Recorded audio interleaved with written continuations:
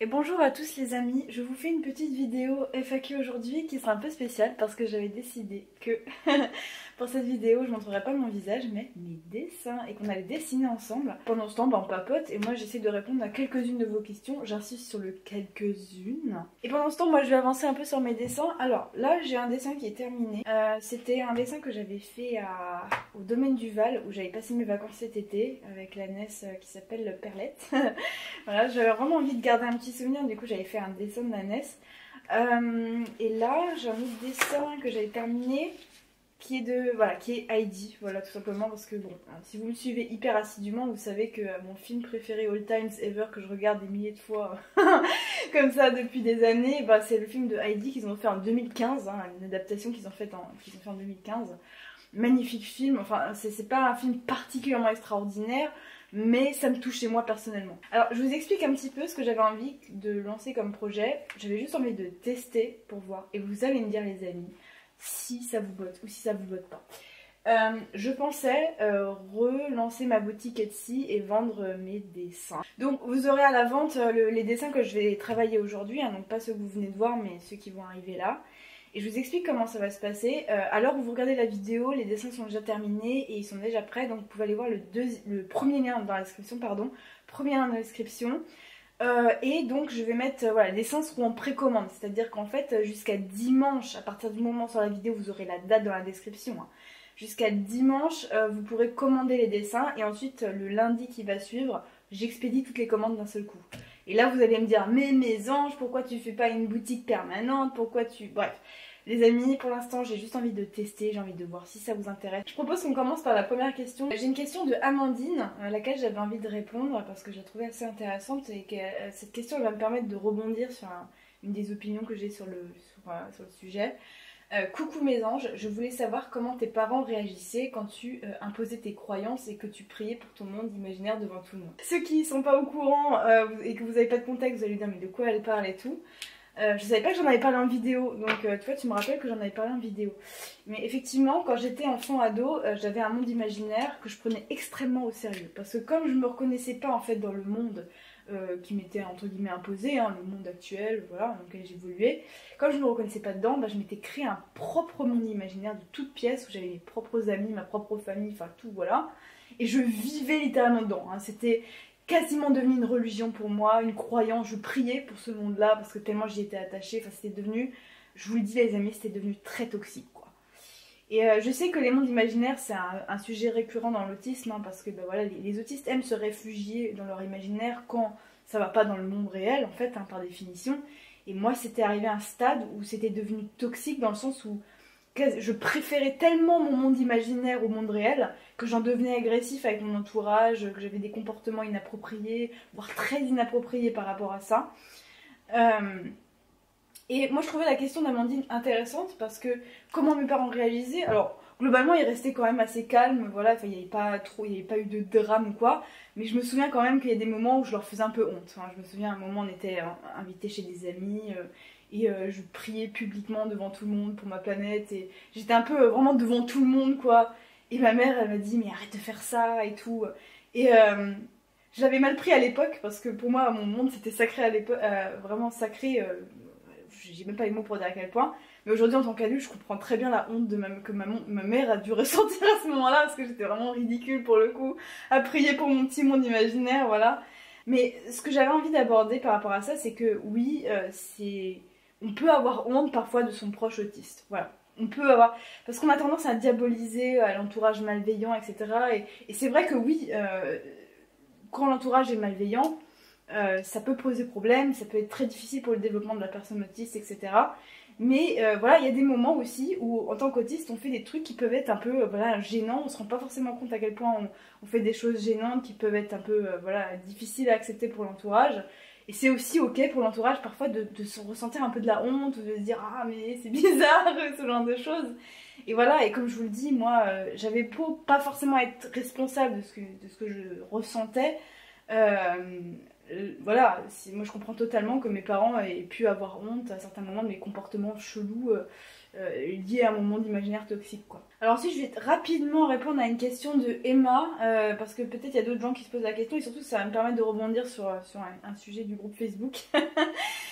Déjà, premièrement, vous pouvez commenter mes vidéos sur le groupe Facebook. C'est nouveau, hein, j'ai mis ça en place dernièrement parce que je me suis rendu compte que pourquoi. En fait, je me suis posé une question simple. Je me suis dit, mais pourquoi tu mets pas les commentaires sur le groupe Facebook, hein, vu qu'ils sont désactivés sur YouTube.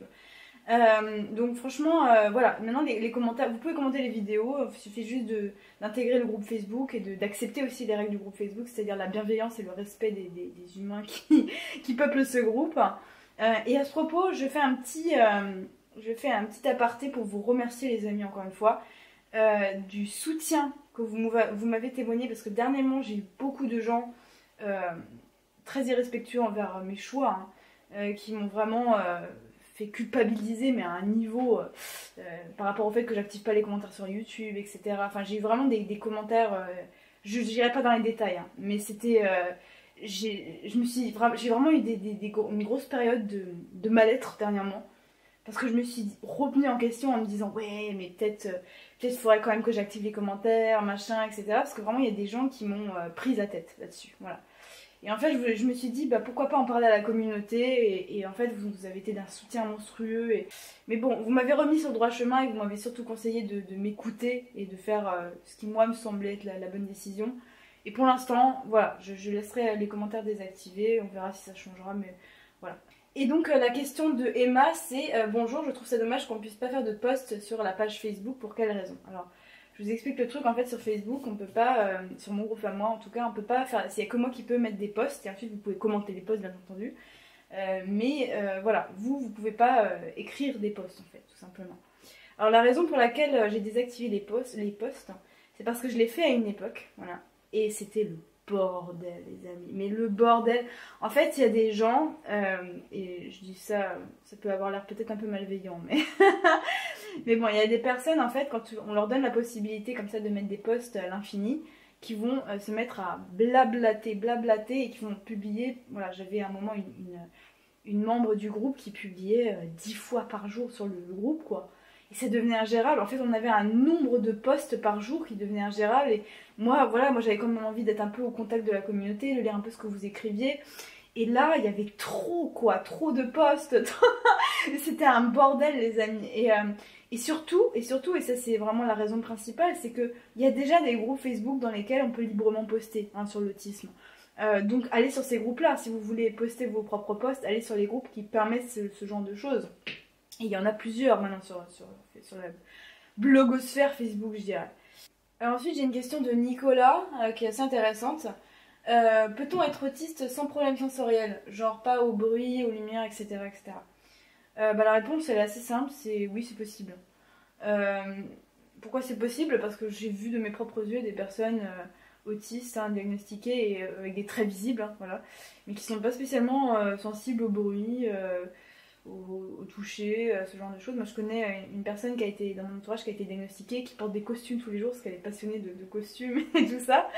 Et ouais, et même je la vois souvent dans des foules avec plein de bruit et ça a pas l'air de la déranger spécialement. Voilà, en tout cas pas autant que moi. Et même quand je discute avec vous sur le groupe, il y en a parmi vous qui me témoignent que vous connaissez des gens, des personnes autistes qui voilà, n'ont pas spécialement de gros soucis sensoriels, quoi, ou même pas du tout pour certains. Donc oui, c'est possible, hein, et d'ailleurs c'est pas ça fait partie des traits les plus autistiques, hein, les plus fréquents, hein, l'hypersensibilité sensorielle. Mais c'est pas non plus un trait obligatoire, quoi. D'ailleurs, quand vous regardez dans les critères diagnostiques du DSM-5, il me semble que c'est pas spécialement mis en avant les hypersensibilités sensorielles. Donc voilà, réponse simple et efficace, oui, c'est tout à fait possible. Alors ensuite, je vais avoir une question de Marine. Quelle est selon toi la meilleure manière de réagir lorsqu'on s'aperçoit après coup qu'on a fait une bourde sociale, etc. etc. Je crois que j'ai déjà répondu à cette question, mais j'avoue que c'est assez intéressant quand même d'y répondre régulièrement, parce que c'est quand même un des trucs qui nous arrive très souvent en tant qu'autistes, de faire une bourde sociale et tout et tout. Moi je vous le dis, ma réponse elle est simple, hein, c'est peut-être pas la meilleure réponse du monde, mais enfin en tout cas c'est la mienne. Voilà. Ma réponse c'est vraiment, quand tu te rends compte que tu as fait une bourde, tu vas voir la personne, tu lui dis excuse-moi, j'ai parlé de travers, je pensais pas ce que j'ai dit, ou je savais pas que c'était inapproprié de parler de cette façon, enfin bref, juste être honnête en fait, l'honnêteté pure, tu vois. Tu vas voir la personne et tu tu exposes ta fragilité. Et moi c'est exactement comme ça que je fais et ça marche super bien, en tout cas pour les personnes de mon entourage. Hein, ça m'arrive des fois de faire des bourdinettes ou de dire des trucs un peu trop cash ou ce genre de choses. Bah, juste je vais voir la personne, je lui dis écoute là j'ai merdé, j'ai été beaucoup trop cash, c'était pas du tout une manière de le dire, machin. Voilà, je suis désolée, je suis navrée de t'avoir parlé comme ça quoi. Et vraiment quand tu acceptes ta vulnérabilité, tu vois.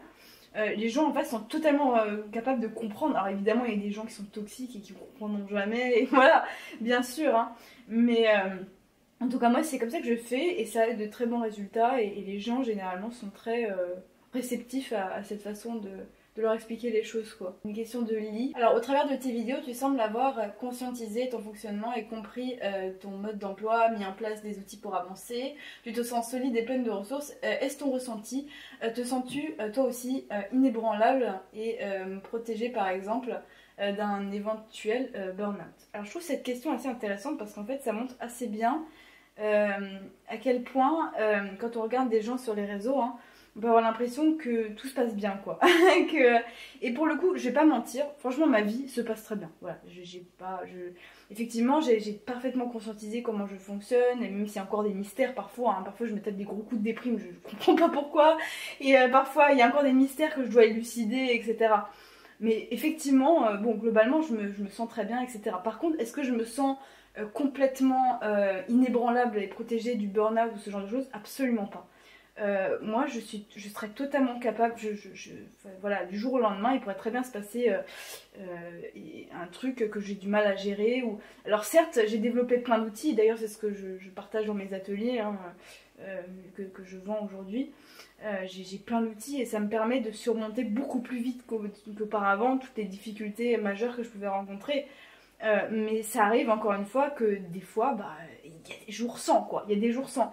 Et pour vous donner un peu un exemple, dernièrement j'en ai déjà parlé dans la vidéo, hein, mais dernièrement j'ai eu voilà, quelques commentaires irrespectueux par rapport au fait que j'ai désactivé les commentaires sur YouTube, notamment une personne qui m'a vraiment mis un message qui m'a mis super mal, mais quand je vous dis super mal, genre vraiment j'ai lu le message, j'avais les mains qui tremblaient, j'étais furieuse, j'étais triste, j'étais toutes les émotions négatives en même temps en fait.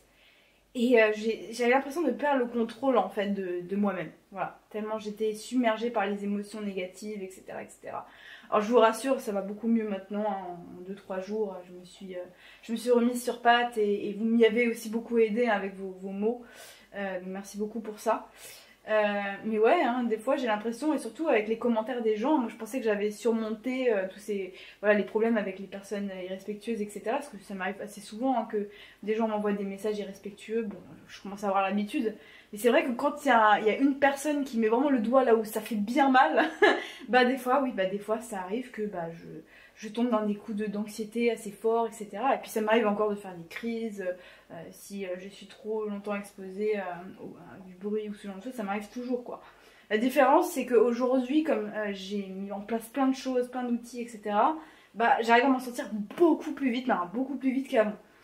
Quand j'étais ado, quand j'avais un problème, je pouvais en souffrir pendant des mois quoi. Mais encore une fois, voilà, je pense que on est beaucoup hein, sur internet à montrer un petit peu nos points forts, ce qu'on arrive bien à faire, etc. Et du coup, parfois la communauté a l'impression qu'on est inébranlable et qu'on a tout réussi à régler dans notre vie. C'est jamais le cas en fait. Super question extrêmement intéressante de Jeannette. Alors, je vais peut-être changer de dessin avant de passer à la question de Jeannette.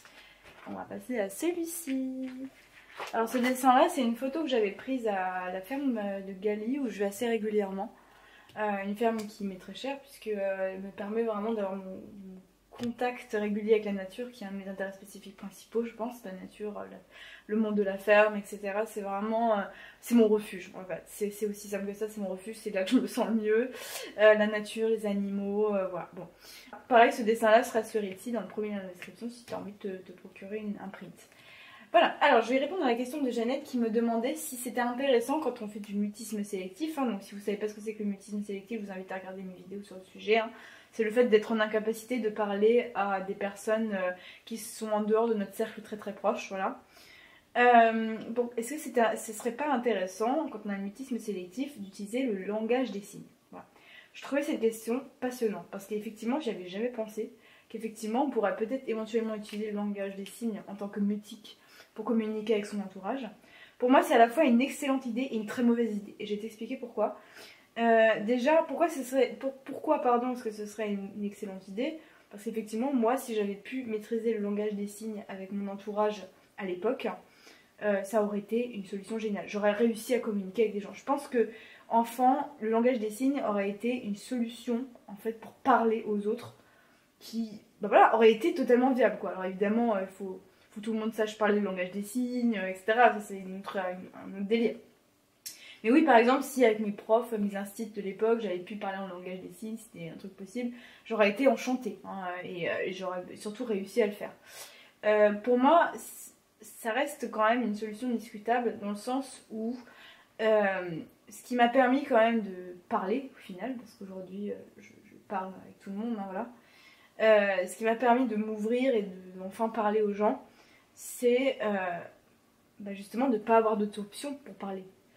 Je sais que c'est un peu, je sais pas comment trop m'exprimer là-dessus, mais enfin, je me souviens que quand j'étais mutique, j'avais un désir profond de pouvoir communiquer comme tout le monde, etc. Et que c'est vraiment ce désir profond qui m'a poussée à faire les premiers pas vers la parole. Voilà. Et c'était atrocement difficile, hein, on va pas se mentir, ça s'est fait sur des années. Hein. Mais si j'avais eu le langage des signes, peut-être que j'aurais jamais eu la force de sortir de ma zone de confort et de finalement parler aux gens, quoi. Donc voilà, c'est à voir, je pense que c'est vraiment du cas par cas. Je pense que moi je suis reconnaissante de jamais avoir eu la langue des signes parce que si je l'avais eu, peut-être que je parlerais même pas encore aujourd'hui parce que je serais restée dans ma zone de confort de parler un langage des signes, etc. Mais vraiment, je me souviens que c'était vraiment la frustration de ne pas pouvoir communiquer avec tout le monde, comme tout le monde, voilà, qui m'a poussée à dire mes premiers mots aux gens. Donc voilà, c'est du cas par cas. Si toi, dans ton cas, ça te paraît pertinent, bah pourquoi pas en fait. Pourquoi pas, hein, je suis pas dans ta vie et voilà, peut-être que dans ton cas particulier, c'est une bonne idée. J'ai une question de Lucille qui est comment choisir son neuropsy pour le bilan, quoi vérifier, etc. Et elle rajoute, je suis terrifiée à l'idée de faire mon bilan. Alors déjà, premièrement, si tu te sens terrifiée, ne t'inquiète pas, c'est normal. Voilà.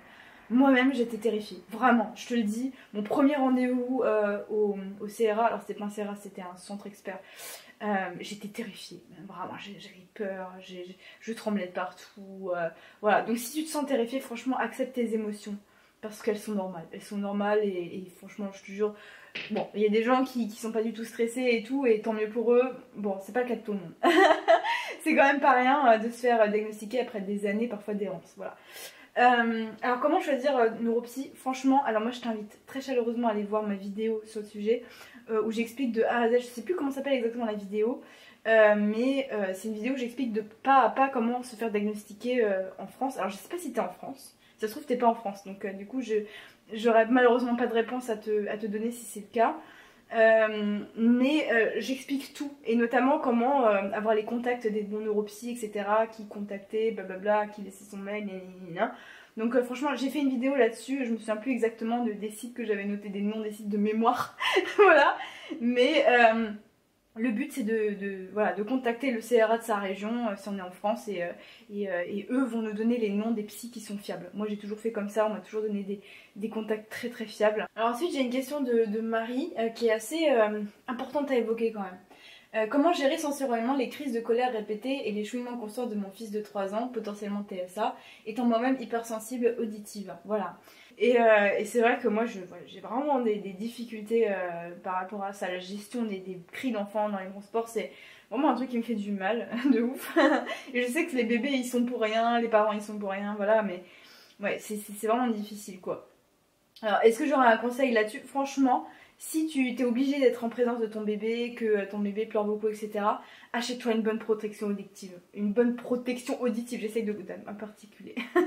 Je suis un peu malade, donc bon, j'ai un peu du mal. Mon cerveau, c'est de la bouillie, hein, voilà. Mais vraiment, alors il y a les loupes hein, que je peux te conseiller. Il y a un bête casque anti-bruit, voilà. Et si ton bébé pleure beaucoup et que t'as pas d'autre moyen que de rester avec lui, que t'as pas forcément de personnes qui peuvent t'aider à garder ton bébé, etc., franchement, il n'y a pas 10 000 possibilités. Un bon casque anti-bruit, voilà. Alors, je me suis rendu compte aussi que les casques de chantier, c'est-à-dire vraiment les casques juste que tu poses, qui sont pas du tout électriques ou quoi, hein, que tu poses juste sur la tête, c'est parfois plus efficace contre les cris de bébé parce que comme les bébés ont des cris aigus, mes écouteurs par exemple, mes écouteurs Galaxy Pods, les Buds, voilà, les Buds Pro de Samsung. Ça y est, je retrouve mes mots. Mes Buds Pro de Samsung, ils ont une réduction de bruit qui est très intéressante dans les transports en commun, mais qui filtre assez mal les cris aigus, enfin les bruits aigus en fait. Alors ensuite, j'ai une question de Deb que j'attendais pas du tout. Je savais pas du tout que certains s'intéressaient à ça. Mais qui me demande: coucou Maison, je voudrais savoir comment tu gères ton business sur YouTube, comment tu te protèges des trolls, comment tu gères l'administratif, ta micro-entreprise, les choses à payer, etc. etc. Est-ce que tu as du soutien à ce niveau-là? Car ça peut être anxiogène, je trouve. Alors, déjà oui, c'est anxiogène. Alors, comment est-ce que je gère mon business sur YouTube? Alors moi, c'est simple, j'ai été formée par un monsieur qui s'appelle Antoine BM sur les réseaux. Vous pouvez le retrouver très facilement, hein. C'est un mec qui voilà, maintenant il fait des vidéos un peu sur tous les thèmes, le voyage, la liberté, etc. Mais j'ai de A à Z été formée par ce mec-là pour vivre de ma chaîne YouTube. C'est un mec qui vous explique comment vivre de votre business en ligne, hein, tout simplement. Et j'ai été formée avec lui, j'ai acheté ses formations, blablabla, je les ai suivies à la lettre. Et puis aujourd'hui, ça me permet d'avoir un assez bon revenu de YouTube quand même. Voilà. Donc comment est-ce que je fais ce procès, c'est très simple, hein. En gros, pour ceux qui ne sont pas au courant, je fais des ateliers, que j'appelle voilà, j'appelle ça des ateliers, mais enfin vous appelez ça comme vous voulez. C'est des formats qui sont plus longs que les vidéos sur YouTube, c'est-à-dire que les mini-ateliers ils font 45 minutes et les gros ateliers font 1h30, hein, c'est la règle que je me suis fixée. Et en gros c'est simple, je choisis une thématique, par exemple des difficultés précises dans la vie sociale, l'anxiété, la fatigabilité, enfin ce genre de choses. Et je témoigne de toutes les solutions qui ont marché sur moi en fait. Je vous partage tout ce que j'ai testé, tout ce qui a marché, pas marché, etc. Et je vous propose un plan d'action tout simplement pour les tester vous-même, chez vous, à votre rythme, sans pression, etc., etc. En fait, tous les conseils que j'aurais rêvé qu'on me donne, voilà, quelques années auparavant, quoi, tout simplement. Je tiens à préciser aussi que je prétends pas du tout remplacer les psys, les médecins ou quoi. Le seul truc que je fais, c'est partager mon expérience de personnes concernées, c'est tout. Je prétends pas être médecin, psychologue, neuropsy, rien du tout. Voilà. Et bien sûr, évidemment, c'est payant puisque ça demande énormément de travail, hein. Les ateliers, c'est vraiment ce qui me demande le plus de travail dans tout ce que je fais sur les réseaux sociaux parce que il faut que je remette en place toutes mes idées, que je retrouve, parfois que je fasse des recherches complémentaires, que je fasse la vidéo évidemment où je vous parle de tout ça pendant 1h30. Donc oui, c'est vraiment du taf de ouf, donc forcément c'est payant, hein, voilà, parce que je travaille pas non plus gratuitement, hein, jusqu'à preuve du contraire. Mais voilà, et ça se passe très bien, et j'ai très très bon retour d'ailleurs de votre part. Je suis vraiment merci beaucoup à mes clients et clientes qui me soutiennent dans ce travail-là et qui me permettent de m'épanouir dans mon travail, quoi, tout simplement, quoi. Alors ceci dit, oui, comme tu dis, c'est évidemment pas tout rose, hein, l'auto-entrepreneuriat. Et il y a plein d'aspects dans mon travail que j'aime pas aussi. Quand je dis mon travail, je parle évidemment de mon business en ligne sur cette chaîne YouTube, hein. Alors l'administratif ça va mieux parce que maintenant je me suis rodée, j'ai appris de mes erreurs, je me suis formée, etc., etc. Mais j'avoue que j'ai des crises de panique par rapport à voilà, tous les détails administratifs qui sont parfois incompréhensibles et difficiles à trouver. Parfois tu fais le tour de tous les forums pour comprendre comment déclarer tel ou tel truc. Et je vous jure les amis, j'ai détesté me former à ce sujet-là. J'ai failli prendre un rendez-vous en tête à tête avec une personne de l'URSSAF parce que je me sentais perdue et anxieuse et j'avais vraiment peur de mal faire les choses. Enfin bref, c'est fou parce qu'on a envie de bien faire mais parfois on trouve juste pas l'information. Et j'ai été sauvée par un youtubeur qui s'appelle la Micro by Flo. Ce mec est le messie pour moi, je vous jure. C'est un mec qui voilà, vulgarise toutes les difficultés et démarches administratives de la micro-entreprise, quoi. Donc heureusement qu'il existe ce mec, hein. Je sais plus qui m'avait posé la question sur le groupe Facebook, mais quelqu'un m'avait posé la question justement si... je retrouverai peut-être le nom de la personne. Quelqu'un m'avait posé une question qui est un petit peu, qui va un petit peu ensemble avec celle-là, qui était est-ce que tu trouves que c'est stimulant, enfin que c'est aussi stimulant dans le virtuel que dans la vraie vie, que de socialiser avec les gens? Alors je m'explique, comme je fais des vidéos sur YouTube, hein, forcément j'interagis avec vous, mes abonnés. Et donc cette personne voulait savoir justement si c'était le même degré de stimulation et de difficulté sociale que de voir des vrais gens dans la vraie vie. Et ma réponse à cette question, c'est oui. C'est tout aussi difficile pour moi. Je sais qu'il y a des personnes autistes qui sont très à l'aise avec les réseaux, machin, parler avec leurs abonnés, communiquer avec leurs abonnés. Mais moi je trouve que c'est quand même très complexe de communiquer avec ses abonnés parce que en fait vous sortez votre travail comme ça, vous proposez votre contenu, vos vidéos, c'est votre bébé, voilà. Et tout d'un coup, vous avez plein de personnes d'horizons très différents les uns des autres qui vont réagir à chaud en fait sur votre contenu. Et même si moi, j'ai désactivé les commentaires, donc ça va, hein, mais même voilà, sur Facebook, quand je vois que vous êtes voilà, très très nombreux à donner, voilà, à partager votre expérience, et même si vous êtes bienveillant en fait, c'est très très très stimulant en fait. C'est très stimulant et surtout, on se rend compte de la responsabilité aussi qu'on a un petit peu, de dire, ouais, je touche toutes ces personnes-là, j'ai intérêt à pas dire de bêtises, j'ai intérêt à, voilà... à faire les choses correctement parce que bah, je peux heurter les gens et ceci et cela et j'avoue que des fois ça m'angoisse vraiment, même si vraiment je vous remercie les amis, vous êtes dans la globalité extrêmement bienveillant envers moi, hein.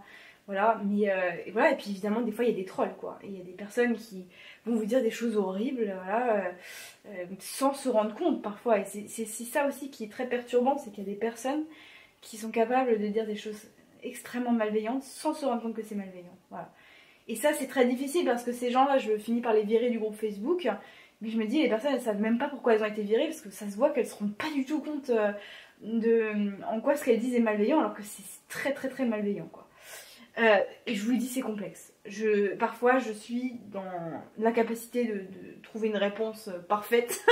Voilà, j'avoue parfois que je me sens très vulnérable par rapport à ça, d'interagir avec vous. Et aussi, ce qui me marque beaucoup aussi, c'est qu'il y a pas mal de personnes qui sont en détresse psychologique et qui se tournent vers les youtubeurs en fait pour trouver de l'aide. Le problème c'est que nous les youtubeurs on est là pour informer, on est là pour partager nos témoignages, on n'est pas là pour voilà, comment dire, apporter des solutions adaptées à ce type de profil quoi. On n'est pas des médecins urgentistes, on n'est pas des psychologues adaptés à ça, on est, enfin voilà. Et j'ai régulièrement des personnes qui m'envoient des messages sur le service client de ma boutique et qui me disent oui je suis en détresse, voilà, je comprends pas, j'ai envoyé des messages à d'autres youtubeurs mais ils me répondent pas ou ce genre de choses. Et ces personnes là je leur donne toujours un numéro à appeler s'ils sont en détresse, etc. Je leur dis écoutez, nous on est influenceurs, on reçoit des milliers de messages par jour, bon, pour moi pas des milliers mais enfin vous voyez ce que je veux dire, on reçoit plein de messages de gens de tout horizon, etc. On peut pas, voilà, on peut pas se donner la responsabilité de sauver tout le monde, quelque part d'aider tout le monde même du moins.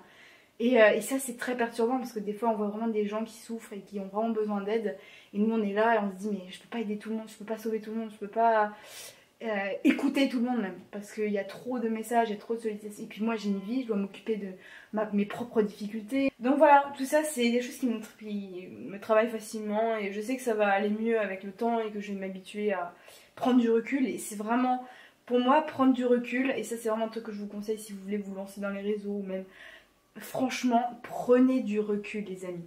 C'est pas parce qu'une personne va vous dire ouais tu penses qu'à ton nombril, t'as des gens qui souffrent, tu prends pas le temps de répondre à leurs messages privés. Franchement les amis, vous avez le droit de ne pas répondre à tous les messages. Vous avez le droit de prendre du temps pour vous. Vous avez le droit de désactiver les commentaires si vous voulez désactiver les commentaires sur votre vidéo YouTube. Vous avez une vie, vous avez des soucis aussi, vous avez des choses à gérer dans votre vie privée. Et c'est pas votre but en tant que youtubeur ou instagrammeur ou peu importe ce que vous faites sur les réseaux que d'être présent pour tout le monde. Voilà. Je le dis parce que moi, c'est un conseil que je me donne aussi à moi-même. Parce que moi-même, j'ai du mal parfois, voilà, quand vous avez des gens qui souffrent, vous avez pas envie de les laisser dans la merde. Mais en même temps, vous avez aussi votre vie, quoi. Enfin, vous voyez, c'est beaucoup de complexité. Beaucoup de complexité, beaucoup de remise en question à se faire aussi, beaucoup de prise de recul à prendre. Et je sais que c'est un apprentissage et que voilà, moi ça fait pas non plus si longtemps que ça non plus que je suis sur YouTube, bon ça fait quand même un petit temps maintenant mais voilà, j'apprends quoi, j'apprends chaque jour et on n'est pas parfait et c'est comme ça quoi, il faut accepter l'imperfection. et les trolls aussi, voilà, faut accepter qu'il y ait des trolls et c'est comme ça, enfin ça c'est un truc qu'on peut absolument pas éviter. Moi je vous le dis, hein, les youtubeurs les plus adorables que je connais sur les réseaux ont aussi des trolls à partir de ce moment là. Bon bah pourquoi les prendre en compte en fait finalement, s'il y en a de toute façon partout, peu importe qui on est, peu importe ce qu'on propose sur les réseaux sociaux quoi. Et bien écoutez, c'est tout ce que j'avais voilà, à vous raconter pendant cette petite FAQ. Je sais qu'il y a plein de questions auxquelles j'ai pas répondu, je sais, et notamment des questions intéressantes. Malheureusement sinon ça prendrait des heures et voilà, il y a certaines questions que j'avais pas trop non plus les réponses moi-même donc j'avais pas envie de vous voilà, dire n'importe quoi non plus. Si tu veux découvrir les dessins terminés, que tu veux peut-être voir pour te prendre un print en précommande, ce sera jusqu'à dimanche prochain, dans le premier lien de la description. Et sinon, rejoins-nous sur Facebook pour commenter la vidéo, discuter avec nous en toute bienveillance et en sécurité, etc. Ce sera dans la description aussi. Et je te dis à très vite pour une nouvelle vidéo. Salut, salut!